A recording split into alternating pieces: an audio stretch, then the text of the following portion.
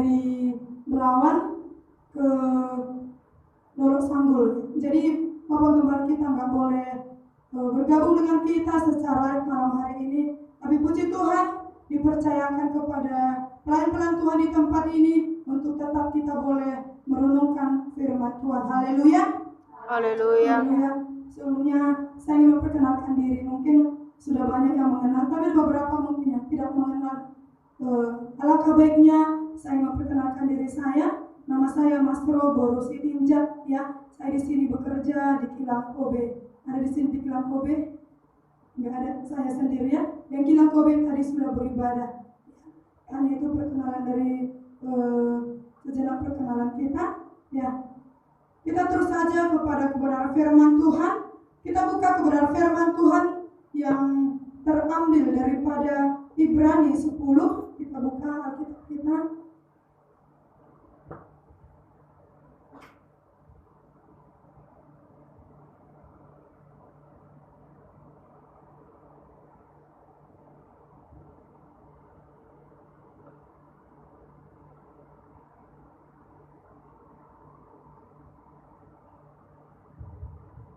Semuanya sudah dapat? Haleluya.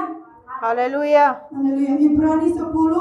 Kita mulai daripada ayat yang ke-32 sampai ayat yang ke-39, ya.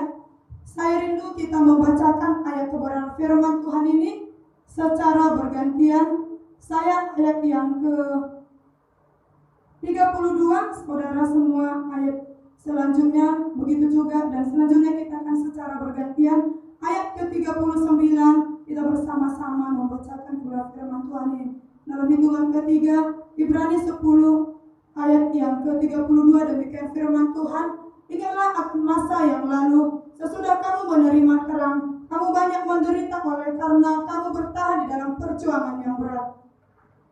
Baik waktu kamu dijadikan tontonan oleh cerahan dan penderitaan, maupun waktu kamu mengambil bagian dalam penderitaan mereka yang diperlakukan sedemikian. Memang kamu telah turut mengambil bagian dalam penderitaan orang-orang hukuman, dan ketika harta kamu dirampas, kamu menerima hal itu dengan sukacita, sebab kamu tahu bahwa kamu memiliki harta yang lebih baik dan yang lebih menetap sifatnya. Sebab itu, Janganlah kamu melepaskan kepercayaanmu, karena besar upah yang menantinya. sebab kamu memerlukan ketekunan, supaya sesudah kamu melakukan kehendak Allah, kamu memperoleh apa yang dijanjikan itu. Sebab sedikit, bahkan sangat sedikit waktu lagi, dan ia yang akan datang sudah akan tanpa menangguhkan kedatangannya. Tetapi orangku yang benar akan hidup oleh iman, dan apabila ia mengundurkan diri, maka aku tidak berkenan kepadanya. Ayat 39 sama-sama kita bacakan. Tetapi kita bukanlah orang-orang yang mengundurkan diri dan binasa, tetapi orang-orang yang percaya dan beroleh. Puji Tuhan. Haleluya. Berikut yang saya sampaikan, yang saya bawakan bagi kita pada saat malam hari ini adalah bertahan di tengah tantangan, ya. Bertahan di tengah tantangan. Kenapa saya membawakan kebenaran firman Tuhan ini? Karena melihat situasi, melihat kondisi yang terjadi pada saat ini yang kita alami, ya. Sungguh banyak anak-anak Tuhan, bahkan orang-orang percaya tidak kuat akan tantangan, ya. Tidak kuat akan namanya persoalan, tidak kuat akan namanya pergumulan hidup. Ketika mengalami pergumulan hidup, mungkin banyak alasan yang menyalahkan. Gara-gara ini, seperti ini. Tetapi firman Tuhan mengatakan di sini, bertahan di tengah tantangan. Bertahan di tengah, ya. Karena kita tahu bahwa hari-hari yang kita lalui ini adalah bukan hari-hari yang semakin membaik, tetapi hari-hari yang jahat. Saudara mungkin sangat sering mendengarkan kebenaran firman Tuhan ini. Hari-hari ini bukan membaik, tapi hari-hari ini semakin menjahat. Nah, untuk itu pada saat malam hari ini saya ingin membagikan kepada kita yang ada pada malam hari ini, supaya saudara dan saya boleh tetap bertahan di dalam tantangan, ya. Tetap bertahan, tetap mempertahankan, yaitu iman kita di hadapan Tuhan, ya. Kalau semua merindukan, pasti hari esok pasti lebih baik daripada hari ini. Amin, betul? Amin. Ya. Semua merindukan hari esok pasti lebih baik daripada hari ini. Tetapi dunia akan lebih baik daripada hari ini. Itu firman Tuhan, itu penggenapan. Bahkan kalau kita melihat yang terjadi pada saat ini, corona, ya, banyak hal yang terjadi yang mungkin di luar daripada logika kita. Siapa yang boleh berpikir akan terjadi lockdown sampai 3 bulan? Semua diam, senyap, ya. Saudara-saudari, itu semua boleh terjadi. Itu adalah penggenapan firman. Firman Tuhan berkata bahwa akan ada penyakit sampar. Penyakit sampar itu ciri-cirinya adalah menyeluruh. Semua dunia akan merasakan. Itu adalah firman Tuhan. Nah, boleh kita melihat bahwa hari-hari yang kita lalui ini bukan hari-hari yang semakin membaik, tetapi hari-hari yang jahat. Nah, di tengah-tengah jahatnya dunia, di tengah-tengah begitu banyak tantangan yang kita hadapi di depan kita, bagaimana kita boleh tetap terus bertahan di hadapan Tuhan? Bagaimana kita boleh tetap terus mempertahankan iman kita di hadapan Tuhan? Ini yang paling penting bagi kita orang-orang yang percaya. Ini yang sangat penting bagi kita, ya. Karena sungguh banyak, sungguh terlalu banyak, ya, hamba-hamba Tuhan pun sekalipun boleh saja terjatuh karena masalah tantangan. Karena ketika kita melangkah ke depan, di depan kita tidak tahu apa yang terjadi. Mungkin di depan kita ada badai, ada gelombang, ya. Bahkan mungkin ada gunung yang tinggi di hadapan kita. Tetapi kita mau berdoa kepada Tuhan. Jangan pernah katakan kepada Tuhan, lalukanlah ini daripada aku. Tapi minta kepada Tuhan kekuatan. Minta kepada Tuhan kekuatan. Karena kekuatan sesungguhnya itu bersumber daripada Tuhan. Haleluya. Haleluya. Di saat saudara mengalami banyak tekanan, ya, di saat saudara mengalami banyak pergumulan, ada gunung di depan kita yang mungkin secara manusia kita tidak dapat melaluinya. Gunung besar, kita nggak boleh melaluinya. Tetapi ada Tuhan yang berkuasa. Ada tangan Tuhan yang memampukan kita. Makanya penting bagi kita untuk tetap di dalam Tuhan. Maka penting bagi kita tetap di dalam hadiratnya Tuhan. Yang setuju dengan saya katakan haleluya. Yang mau melakukan firman Tuhan ini katakan haleluya. Haleluya. Ya. Ayat kebenaran firman Tuhan tertulis di Amsal 24 ayat 10. Seorang dari kita boleh membacakan ayat kebenaran firman Tuhan ini. Cepat saja. Amsal 24 ayat yang ke-10. Jika engkau tawar hati pada masa kesesakan, kecillah kekuatanmu. Nah, ketika kita tawar hati pada kesesakan, maka kecillah kekuatan kita. Ya, di dalam setiap kita mengalami kesesakan, di dalam setiap kita mengalami pergumulan, jangan pernah tawar hati kita. Jangan pernah biarkan roh kita berdiam. Karena ketika kita biarkan roh kita berdiam, maka kekuatan kita sangat kecil. Maka kita boleh dihanyutkan oleh situasi dan kondisi yang terjadi saat ini. Maka firman Tuhan mengatakan di sini, jika engkau tawar hati pada masa kesesakan, kecillah kekuatan kita. Itulah pentingnya kita untuk tetap di dalam Tuhan. Ya, jangan tawar hati kita, tetap kita semangat, tetap kita memberikan roh kita ini adalah kita berikan asupan-asupan rohani. Kita pelihara terus roh kita ini, ya, kita jaga, kita pelihara, kita pupuk. Dengan apa? Baca kebenaran firman Tuhan, perbaiki terus hubungan kita dengan Tuhan, jaga hubungan kita dengan Tuhan, supaya kita memperoleh kekuatan daripada Tuhan, supaya kita tetap boleh bertahan di dalam Tuhan. Haleluya. Haleluya.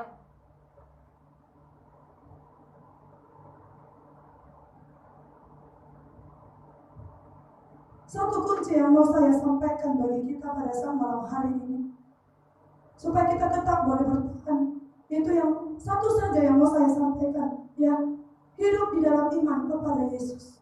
Nah, hidup di dalam iman, bukan di dalam iman saja, maksudnya seperti ini. Hidup ini adalah bertumbuh, ya. Hidup ini adalah dikatakan itu hidup. Kalau dikatakan itu benda hidup, pasti dia semakin besar, semakin tinggi, semakin banyak dan semakin berkembang. Ya, hidup di dalam iman. Artinya, bila iman kita semakin kuat, Biarlah iman kita semakin berkembang, iman kita semakin bertumbuh. Ya, itu arti hidup. Biarlah kunci daripada untuk kita tetap bertahan adalah hidup di dalam iman kepada Yesus. Katakan kiri kananmu dengan melihat, jangan sentuh dia, katakan hidup di dalam iman kepada Tuhan. Hidup di dalam iman. Haleluya, biarlah kita mengimani ya. Kita hidup di dalam iman. Saudara dan saya boleh hidup di dalam iman. Ya. Kalau kita baca di Ibrani 10 ayat 38, saya bacakan untuk kita. Demikian kebenaran firman Tuhan. Tetapi orangku yang benar akan hidup oleh iman. Dan apabila ia mengundurkan diri, maka aku tidak berkenan kepadanya. Ya. Maka orangku yang benar, saya yakin dan percaya malam hari ini, kita yang ada di tempat ini adalah orang-orang yang dibenarkan Tuhan. Amin. Amin. Orang-orang yang dibenarkan Tuhan, bukan karena saudara hidup benar, makanya dikatakan adalah saudara adalah dibenarkan. Tetapi Tuhan sendiri membenarkan saudara. Tuhan sendiri memanggil saudara dan saya. Tuhan sendiri mengangkat saudara dan saya menjadi orang-orang benar. Ketika Tuhan sudah memanggil saudara menjadi orang-orang benar, hiduplah di dalam iman. Orangku yang hidup di dalam iman. Ya, firman Tuhan mengatakan, jikalau kita mengundurkan diri, maka Tuhan tidak berkenan atas hidup kita. Saya terinspirasi dan sampai sekarang saya mengingat ibu gembala saya dulu waktu saya beribadah di Medan. Suatu hal yang dia sampaikan bagi saya dan sampai sekarang itu yang menjadi pedoman hidup saya. Kalau sampah yang terbuang boleh diambil, didaur ulang, berguna. Plastik-plastik yang sampah. Tetapi orang yang percaya, mantan orang percaya tidak berguna bagi Tuhan. Saudara boleh ingat, saudara boleh camkan, itu yang membuat saya boleh sampai saat ini boleh bertahan. Saya renungkan kebenaran firman Tuhan ini. Bukan karena saya tidak memiliki pergumulan. Kita semua sama. Selama kita masih hidup di bumi ini, pasti kita semua memiliki pergumulan. Pasti banyak tantangan yang kita alami. Mulai daripada keluarga, mulai daripada pertemanan, mulai daripada pekerjaan, mulai daripada kita khawatir akan masa depan kita. Tetapi bukan itu yang mengukur iman kita.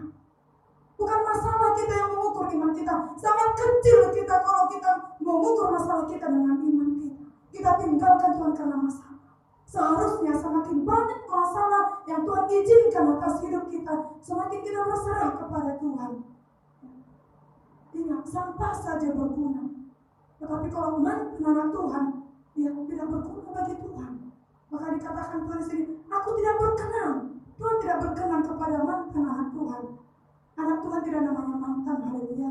Sekali anak Tuhan tetap anak Tuhan. Sekali percaya tetap percaya. Sekali saudara mempertahankan iman tetap selamanya. Saudara mempertahankan Yesus sebagai Tuhan dan Juru Selamat kita. Kita pertahankan Yesus itu.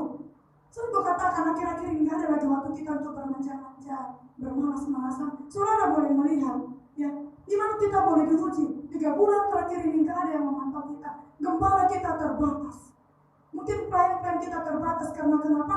Mungkin kita jumpa pun susah, dibatasi oleh keadaan. Tetapi ketika kita memiliki iman yang kuat, ketika kita memiliki satu kerinduan untuk datang kepada Tuhan, di situ kita dikuatkan. Tuhan uji kita.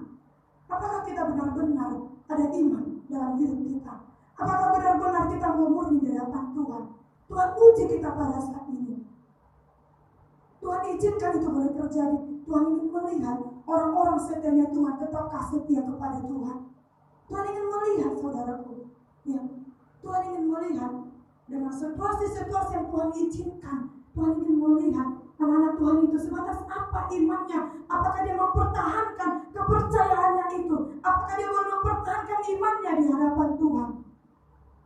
Dia kebenaran firman Tuhan di Lukas 18 ayat 8. Kembali salah seorang membacakan untuk kita pada saat malam hari ini.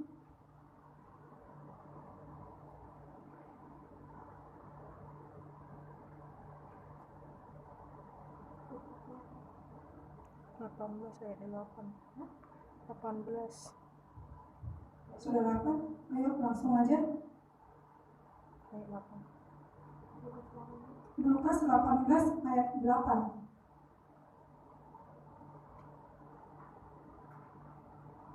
Aku berkata kepadamu, Dia akan segera membenarkan mereka. Akan tetapi, jika Anak Manusia itu datang, adakah Ia mendapati iman di bumi?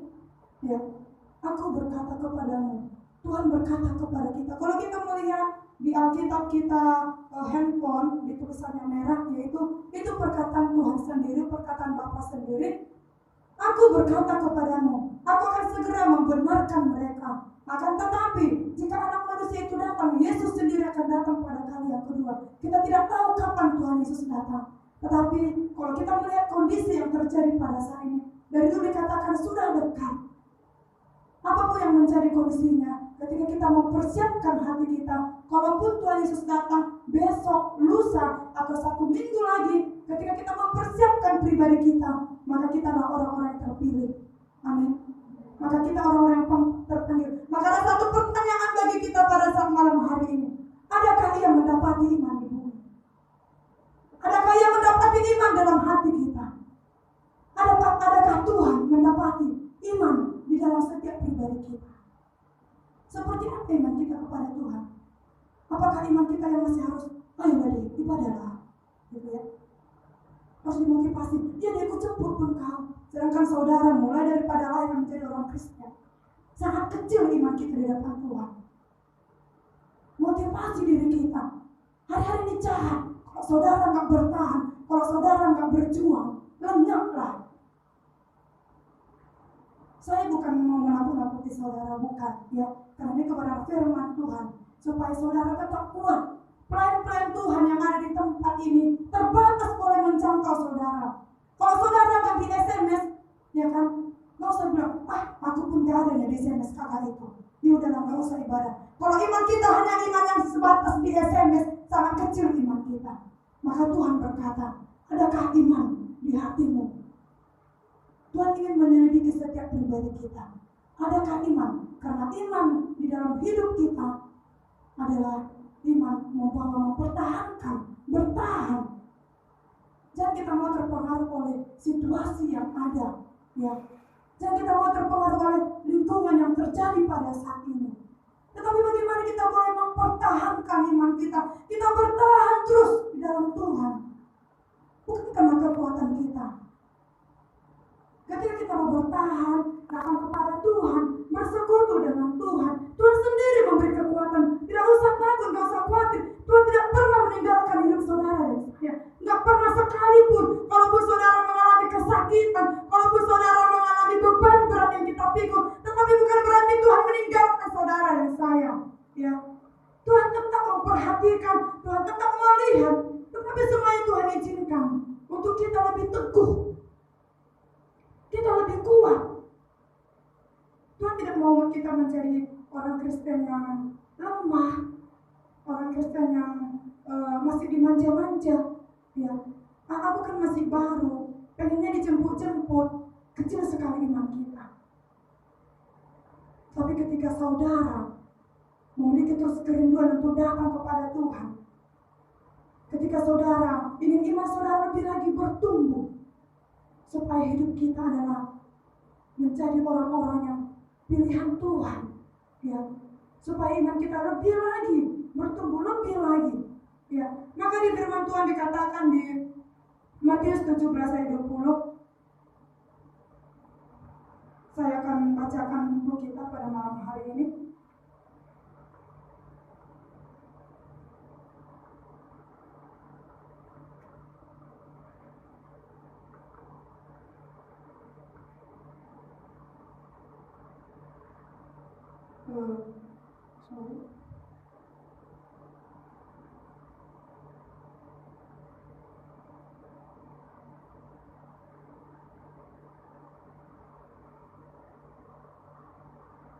Ya, maaf, di Filipi 4 ayat 13.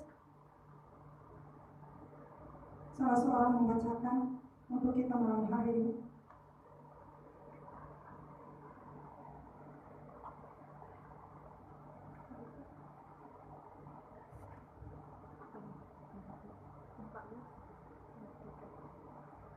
Segala perkara dapat kutanggung di dalam Dia yang memberi kekuatan kepadaku.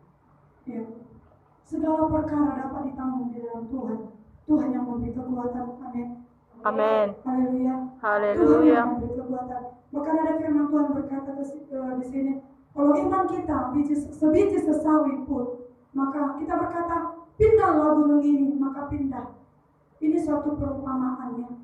Bukan berarti ada gunung di depan kita berkata, hai gunung, pindahlah. Bahaya yang ini terjadi akan laut. Di sini ada tumpukan, ya. Tetapi maksudnya di sini adalah gunung itu berbicara tentang persoalan, pergumulan.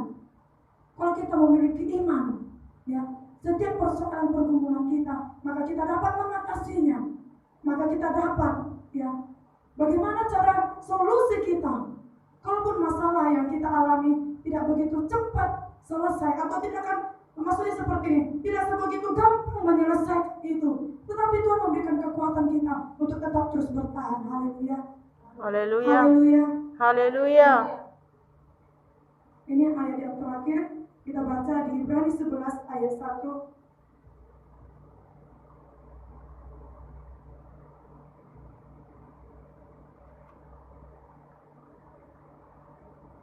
Saya rindu kita sama-sama membacakan ayat kebenaran firman Tuhan ini. Ibrani 11 ayat 1. Demikian kebenaran firman Tuhan dengan bersama. Iman adalah dasar dari segala sesuatu yang kita harapkan dan bukti dari segala sesuatu yang kita tidak lihat. Haleluya. Iman adalah dasar. Ya, iman adalah dasar. Kalau saudara ingin memiliki dasar yang kuat, memiliki iman yang kuat. Amin. Amin. Kalau saudara ingin tetap bertahan, memiliki iman yang kuat.